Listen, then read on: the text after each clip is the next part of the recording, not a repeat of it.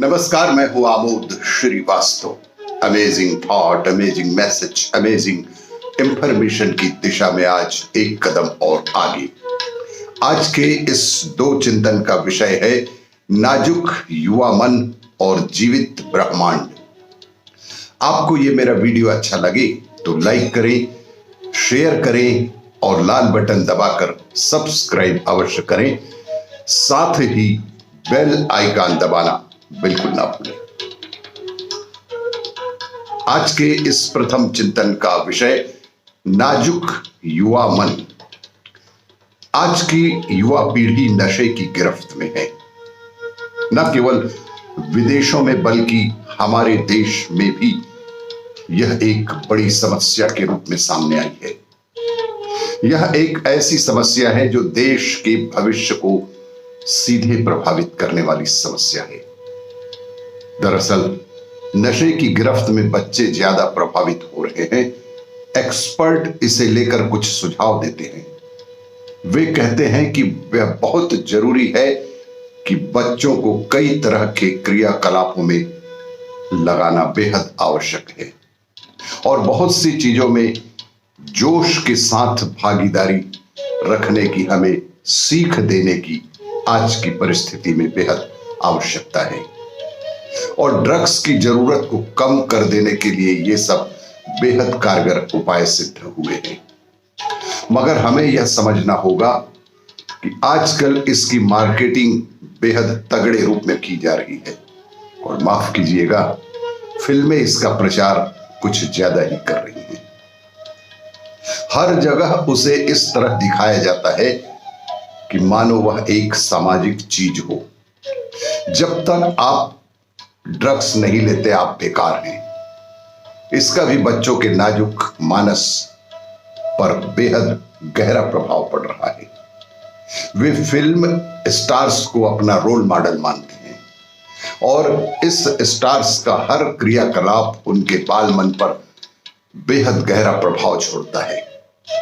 नतीजतन वे उनके जैसा बनने, उनके जैसा करने के लिए स्वतः उत्प्रेरित होने लगते हैं। तो हमें ऐसा समाज भी बनाने की जरूरत है कि जिसमें हमारे रोल मॉडल सार्थक चीजों का प्रचार करते दिखें, ना कि नशीले पदार्थों का। ये फिल्म स्टार्स या स्पोर्ट्स स्टार्स समाज के बड़े तबके के खास तौर से युवा वर्ग को बहुत आंदोलित करते हैं। माता पिता की भी महती जिम्मेदारी है कि वे अपने बच्चों के सामने बेहतर उदाहरण रखें।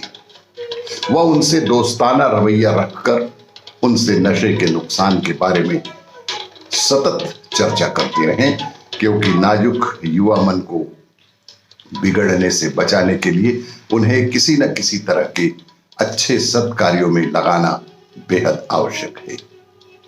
आज के इस दूसरे चिंतन का विषय जीवित ब्रह्मांड।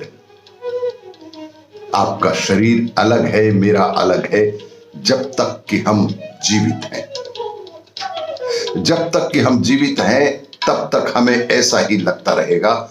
जब वे हमें दफना देंगे तब पता चलेगा कि सब कुछ इसी मिट्टी से बना हुआ है।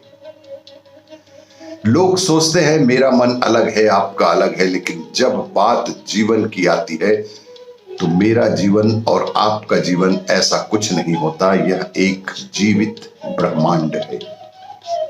प्रश्न यही है कि आपने जीवन के कितने भाग पर अधिकार कर लिया है। यही महत्वपूर्ण है। आपके शरीर या दिमाग का साइज नहीं, आप कितना बड़ा जीवन जीते हैं यह इस बात पर निर्भर करता है कि आपने कितना जीवन अपने अधिकार में ले लिया है और सुखपूर्ण जिया है। यही आपके लिए जीवित ब्रह्मांड भी है। योग का अर्थ है एकीकरण, अर्थात एक सा हो जाना। एकीकरण का अर्थ है कि आप सचेतन होकर अपने व्यक्तित्व को तोड़ देते हैं। आपके पास इस समय जितना जीवन है, अगर आपको उससे अधिक जीवन पर अधिकार करना है तो आपको अपनी व्यक्तित्व की सीमाओं को, बंधनों को खोलना होगा। आपका व्यक्तित्व धीरे धीरे एक ऐसे पिंजड़े में बदल रहा है जिसे कोई तोड़ नहीं सकता।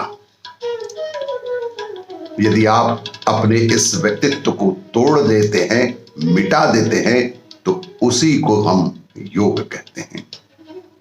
योग का अर्थ अपने शरीर को तोड़ना मरोड़ना नहीं, ना ही सिर के बल खड़ा होना है।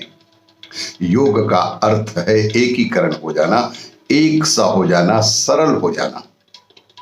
एकीकरण का अर्थ है कि आप जागरूक होकर अपने व्यक्तित्व को तोड़ देते हैं और बेहद सरल ढंग से जिंदगी जीने लग जाते हैं। आपको ये मेरा वीडियो अच्छा लगे तो लाइक करें, शेयर करें और सब्सक्राइब अवश्य करें। धन्यवाद।